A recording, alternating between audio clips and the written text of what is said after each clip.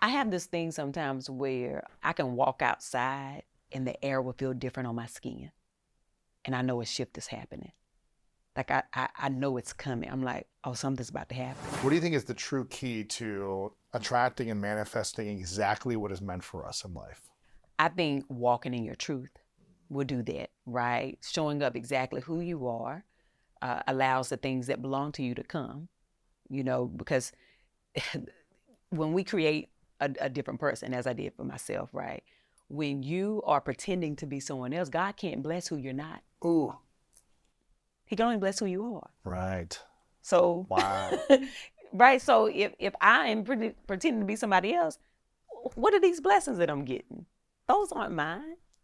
That's something I created.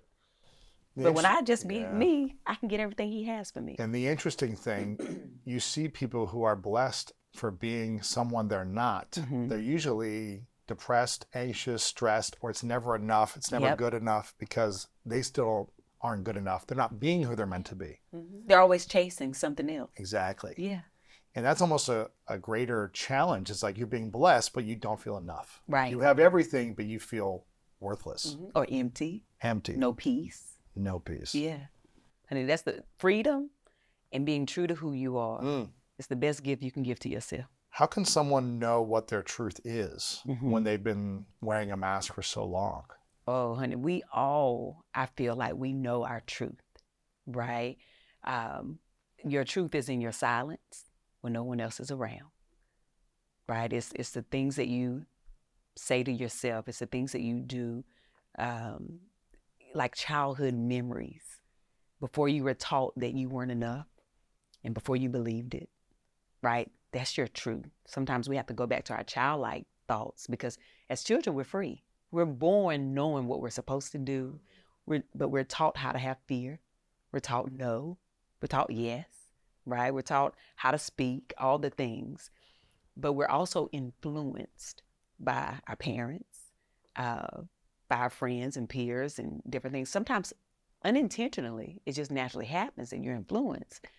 But what your truth is, how you feel when you're alone, the things that you used to enjoy doing as a kid that nobody had to tell you to do. Like, that's your truth, right? Sometimes that's also your passion and purpose. We have to go back to that before we were taught, oh, no, you can't have that dream. Oh, no, you can't do that because, they don't make money. You should do this X, Y, and Z. You go back to, what did you used to love to play when you were kids, right? Did you love to play office? Did you love to play sports? Did you love to play, did you take care of dolls and treat them like you were a doctor? Like, what was your thing that you did every day without hesitation until somebody told you that that was just a game? Sometimes that's your purpose. That's the thing that you were put here to do. Yeah. Before somebody told you couldn't. And so you go back to that and then it's like, oh, that was my truth that I let somebody tell me was a lie. But that belongs to me. Those are your feelings. Those are your things that still matter for you. But we have to tap back into it. Got to get back to that. And when you were in that bathroom having that conversation with God, what was it again you said? If you heal me, you can have me. If you heal me, you can have me. And that's powerful. And you said when you left that, something shifted inside of you. Yeah. I felt lighter. Interesting. I felt lighter and I just felt different. It's hard to explain that. But every day from that day, it was just like, something is happening. I have this thing sometimes where I can walk outside and the air will feel different on my skin. And I know a shift is happening. Like I know it's coming. I'm like, oh, something's about to happen. It's a weird thing, but I can feel it. I remember I used to work this job. I was working a 9 to 5 in LA. And we had a warehouse and then we had office space. And so I would go, because I was in charge of like shipping and coordinating. So I would go to the warehouse sometime to take paperwork and then walk back to my office. And there was a very long hallway. And this particular day I had felt the wind shift. And so when I had left the warehouse to come back down this long hallway, I sometimes still do this, but I remember this day I would close my eyes and I wouldn't even care about where I was going. I would just walk with my eyes closed this long hallway. Because it was just, I could just envision whatever the shift was, like God got something else for me that's coming.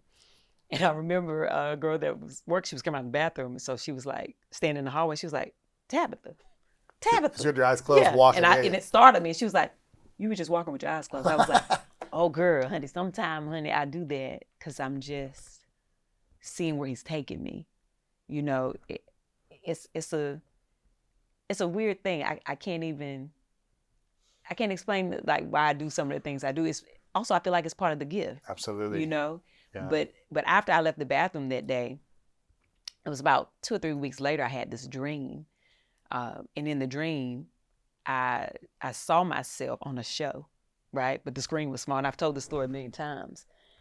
And when I woke up, I was like, okay, Lord, reveal that to me, because during this time, I'm not really auditioning. I'm not doing any acting. I wouldn't do a stand-up. I wouldn't do any things that would land me on the show because I was not well. And I had a conversation with God, and he said, start doing videos. And I was like, I'm not doing no videos. Honey, I'm an actress, a broke actress, but an actress nonetheless. I'm not doing that Right? social I ain't media doing thing. that. Why would I do that? And also because, you know, as an actor, then we were always told when I would go to acting classes and different things, stay away from social media. They won't take you serious in Hollywood. Right. And I believed it. Okay. And so the voice was clear, start doing videos. And I was like, Lord, I don't want to do videos. And he was like, listen, when you were out doing stand-up, you were trying to get a TV show. And them little, you know, open mic nights, you were getting 15, 30 people to see you a night. Yeah. You start doing videos, you reach thousands in minutes. And I was like, that's where I got you, because I ain't got thousands of followers to reach in minutes. The voice again, start doing videos. So I was like, I don't want to do that. So then he reminded me, he said, remember in the bathroom, he said, if I heal you, I can have you. Ooh. And I said, Do you want to be healed or not? I was like, oh, he caught me on a bad day that day, but I did say that. Did I really say that? Did I really say that? You know, I was having a rough day that day. Just... But that's the only reason I started doing videos. Wow. Right? Because you heard the voice and said start doing videos. Yeah. And you didn't have a big audience then. No, I had, you know, my Facebook. I had my regular Facebook family put, you know, 3,000 to 5,000 people, whatever your thing is on Facebook. I might have had like, I don't know, 1,300 followers or something on my Facebook actor page. Small audience. Oh, as small as you can get it, and, you know, probably the same on Instagram. And I was like, well, I ain't even got thousands of followers to watch me. Thousands of minutes? What are you talking about? And I was like, okay, but I also was trying to live a life of obedience. Mm-hmm. So I was like, okay, I got to start doing these videos. And then I was like, Lord, what am I going to do a video about? So when I first started doing the videos, I was telling jokes and telling stories of, you know, being a mama and a wife. Same stuff I used to kind of tell on stage. And during that time, those same, you know, few weeks, my daughter had came home and told me about the documentary that she watched at school, What the Hell? Because she knew I was sick. Uh-huh. We watched it as a family, and I decided to do a 30-day vegan challenge.